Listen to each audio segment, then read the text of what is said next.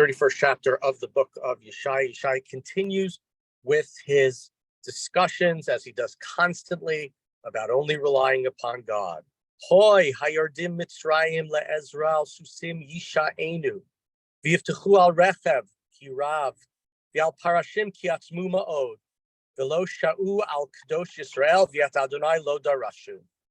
So he talks about those who are going down to Egypt for help. And again, the very same thing. It's not clear if this is talking generally to Bnei Yisrael. He's talking to Yeshaya, saying to Chizkiyahu, don't listen to those who want to rely upon the Egyptians, and specifically the Egyptian horses. We're told in the book of Devarim, the king can't go down to Egypt because of the many horses that the Egyptians have. We know about the Egyptians' chariots. It talks here about how they have many chariots.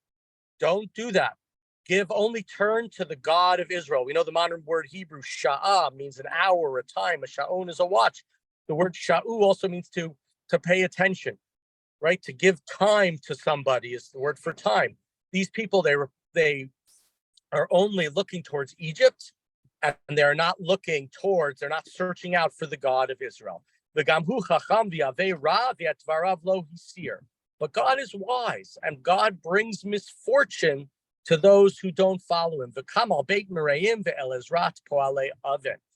And God rises against those who commit evil, the workers of sin. Adam v'lo el.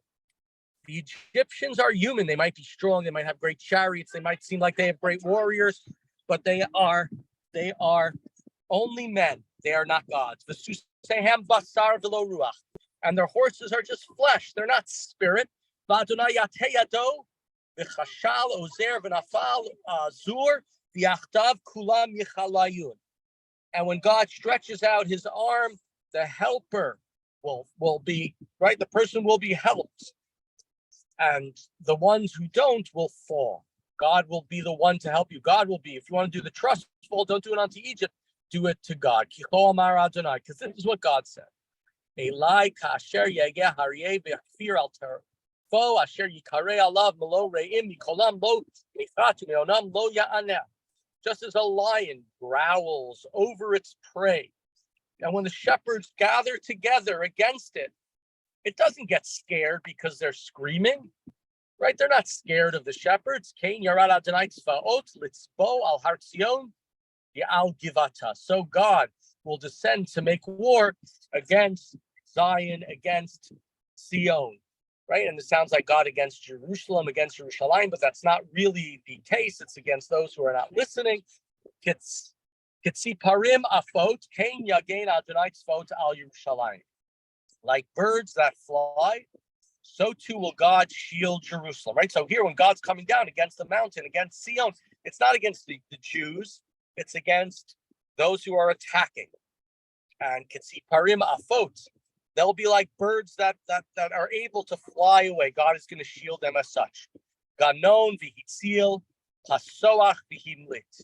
God will shield them, will save them, will protect them, will rescue them. Right here, the word, it's the word pasoach. Of course, same exact words as the word for the holiday of Pesach, the ultimate time of God showing his protection of the Jewish people.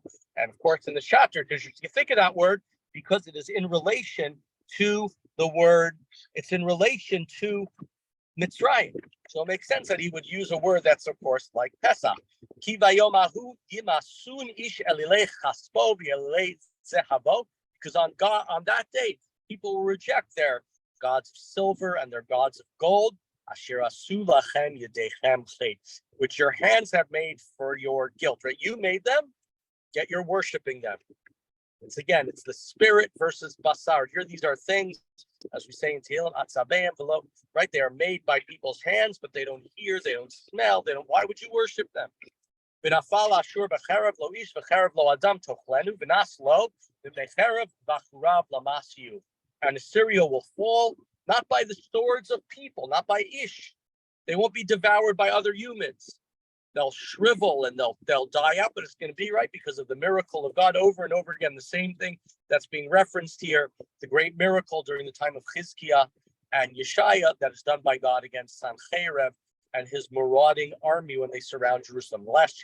verse in this small chapter, V'salu mimagor ya'abor, v'chatu meinei sarav. His rock will melt with terror, and his officers will collapse from weakness.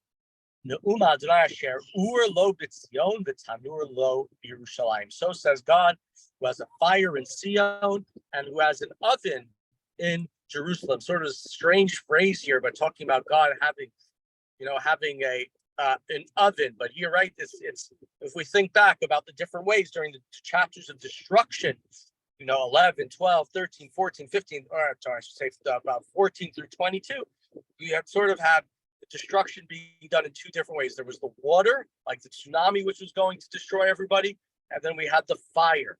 Those were the two words being used. And so here, in the secondary one, it is the fire that is being described here that Jerusalem will be protected by. And at least some of the commentaries here, the Ibn Ezra, for example, he says that this refers to the Mizbeach, to the altar, right? God's altar is there. That's where his fire is. And those are, in a sense, the consuming fires, which in a sense, we understand the Ibn Ezra that way, at least the way I understand him. He's saying that if you want God to give this protection to Bnei Israel, protection through fire is going to happen if you properly worship God through the Mizbeach. Now we know, of course, in Yeshaya says already in the first chapter famously, Lama li rov zivchechem. Why do I don't, God says, I don't need your fires. So I think built up within this, God doesn't need your sacrifices if you don't do the rest of the things that you're supposed to do. So reading anything about fire and Mizbeach during the days of Isaiah, at least to me, it has to be read through the prism of that. It's not only about bringing sacrifices. God doesn't want the sacrifices. God wants the true and full obedience of Bnei Israel, here perhaps represented by the fire, which will come and destroy the Assyrians and protect those who are faithful to God, as Chizkiyahu demonstrated in his lifetime.